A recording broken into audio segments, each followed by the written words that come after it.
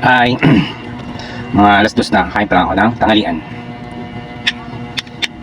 Grabe.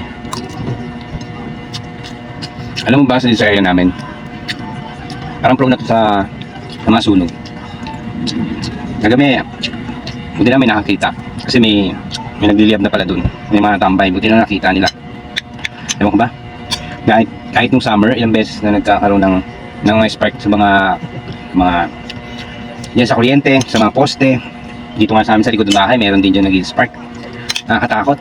Kasi ilang beses na dito ang sunugan sa banda sa amin. 3 beses na. Grabe, sobrang kapag mga ganung kunyari tungkol sa sunog, kaya may maapoy, ang bilis namin talagang nakakaba. Talagang adrenaline rush, parang gusto mo agad na kakuti yung mga gamit mo. Nakakatawa. Nangyari yun mga kagabi, mga 3:30, mga ganon. Mga nangyari yun. Ito yung dami na rin tao nun. Tsaka meron siyang bumbero, may dumating na bumbero galing barangay. Yung barangay namin, dyan lang, ilang lakad lang. Buti may mga sila, may mga equipment, may mga truck. At least, kahit pa paano na, mabilis na na naagapan. Pero nung last year ba yun? May malaking sunog din dyan sa amin. Last year ba yun? Hindi ko lang alam kung last year ba yun. Summer yun eh. Siguro mga March. Ganun summer yun, nangyari yun. February, March, last year. May malaking sunog dyan. Ilang mga bahay din na nawala dyan. Yun yung time na wala yung truck. Wala yung barangay, walang truck ng bus ng hindi available yung truck ng bumbero. Sayang nga eh. Kahit paano sana, makatulog sana yun. Pero anyway, ngayon naka-recover na sila. Yung bahay doon na nasunog. Ngayon, may bahay na ulit. Mas maganda pa. Yun yung maganda doon. Naalala ko yung 2020, COVID yun eh. Lahat shutdown.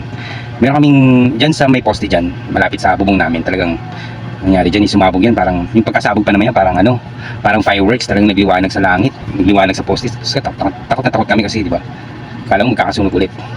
Kaya nakakatakot. Kasi mag-aakot ka ng gamit yan. Tsaka 3 days yun na wala kaming walang kuryente noon di ba? Pero mo 3 days kang walang ganong tulog. Tsaka nakakatakot yung that time. Sa harap ko may nasunog na dyan. Dito sa gilid ko nagkaroon na ng sunog dyan. Dito sa likuran ko nagkasunog na rin dyan. So itong area na to dito sa amin hindi pa nagkakasunog. Kaya Lord, sana wag naman. Pero iniisip mo, pero sana wag naman Lord. Nakakatakot eh.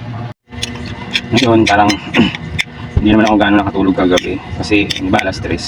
Ang hirap kumuha ng tulog ng ganong oras. Hindi agad ako nakatulog. Parang feeling ko wala akong ganong tulog ngayong araw na to. So, sana makabawi ng tulog mamaya. Kaya ngayon may mga ganong sunog na nangyayari, mga ganong mga bagay. Hindi mo talaga dapat isa walang bahala. Lagi mo na siyang iniisip sa araw-araw. What if kung nagkasunog ulit? What if kung ganyan, may pumutok? Grabe. Ang bilis agad. Pagka ganyan nangyari, parang kakabahan ka agad. Signal pa natin, parang natatrauma ka na sa mga ganun. Kasi ilang beses na nangyari. Kaya pag may mga ganun nangyayari, sabihin mo na lang bahala na si Lord kasi dahil mo na inisip na problema, dadagdagan pa. Na bahala na si Lord kung ano man yung mga mangyayari sa araw-araw kasi di natin alam yung mga mangyayari. Bahala na. Mag-iingat din naman kami. Sana yung mga kapitbahay mag-iingat din.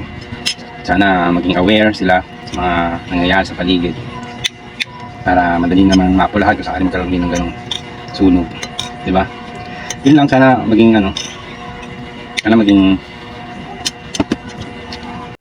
mag-ingat na lang. Kasi pangit na nga yung bahay, mawawala pa, masusunog pa, diba? Yun lang, sige. Bye-bye.